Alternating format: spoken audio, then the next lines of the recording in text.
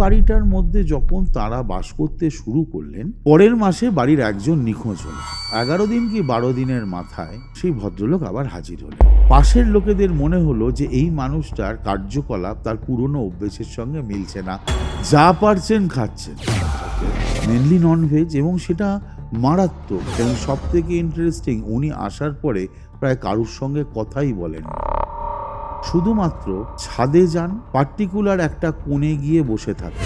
ওই ভদ্রলোকের বাড়িতে শিশু ছিল, তাদের শরীর গন্ডগোল হওয়া শুরু হলো। জয়েন্ট ফ্যামিলি ছিল। তাদের মধ্যে একজনের বক্তব্য হলো এরকম যে তিনি ঘর থেকে বেরিয়েছিলেন কোনো কারণে বাইরে, ঘরে শুধু বাচ্চাটি ছিল।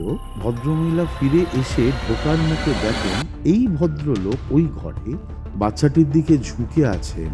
আচ্ছা। এবং বলছেন, তোকে এখানে থাকলে হবে না, আমার সঙ্গে যেতে হবে। আমি যা করছি জেনে বুঝেই করছি, আমি কি এমনি এসেছি? নিজের বাড়িতে বলছে এমনি এসেছি। হ্যাঁ,